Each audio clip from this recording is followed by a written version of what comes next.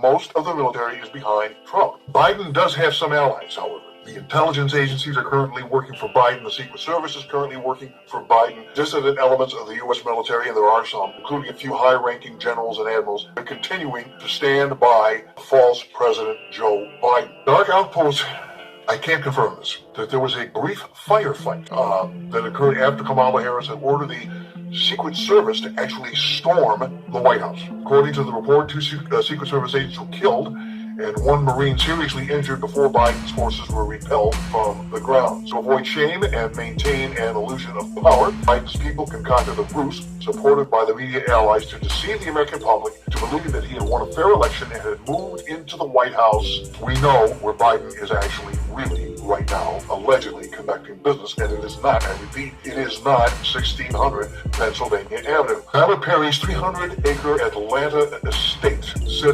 it is a three-quarter scale version of the White House. It's a three-quarter replica of the White House. It's a stucco replica of the Commander-in-Chief's residence. He originally built it as a set piece for a television show, Tyler Perry. He is a Democrat. He's a Democrat who endorsed Biden and funneled millions of dollars into his campaign, allowed Biden to use, although this replica White House was built to three-quarter scale on television and in images, it is, as many of you have probably noticed, pretty much indistinguishable from the actual White House from 1600 Pennsylvania Avenue. Biden and Harris have been using this facsimile to feign leadership, okay, and to impose pretty much despotic rule on the nation, so they believe. It is from there that Biden's criminal press secretary, Jen Psaki, delivers these daily press briefings. Biden hosts foreign dignitaries there, allegedly, and pretty much all the mainstream media, including Fox News, is going along with this fiction. We played a video from a citizen journalist,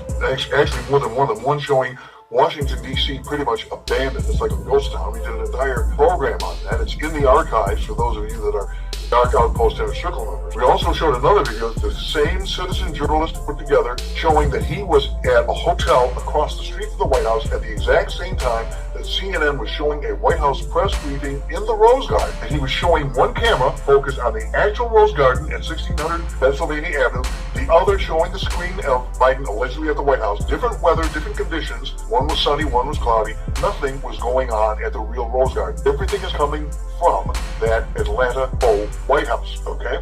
Now, the real White House, we follow the White House camera, has been dark, and we've even had John Carmen on when we had the camera on at the same time. We showed you that nothing is pretty much going on there. Occasionally you see one or two people coming into the building. The White House is being maintained by the United States military. It's being guarded by some of the finest people, the finest men and women this country has to offer. Stalwart observers and even Trump's allies have proven the White House is empty. In May, Trump ally and attorney Lynn Wood actually penetrated the veil of secrecy by sneaking inside the White House to prove that neither Biden nor any other member of the presidential staff is dwelling within that structure. He did a video from there. Instead, Trump's photographs still adorn the West Wing, and papers bearing the signature still sit, while Dr. Outpost has heard from sources both in the military and within Trump's inner circle, all of whom claim the White House is being preserved for its proper occupant, Donald J. Trump, whose return to authority, you understand, is imminent. We're looking at middle of August, so we're just a couple of weeks away from hopefully that historic turnaround. And you may have heard that the Arizona audit has just been completed, the results of which will be made known shortly. I think things are going to begin to be very interesting over the course of the next few weeks. It's going to be pretty volatile, and as a result of that, hopefully you are prepared for that volatility, you and your family, and to keep President Trump in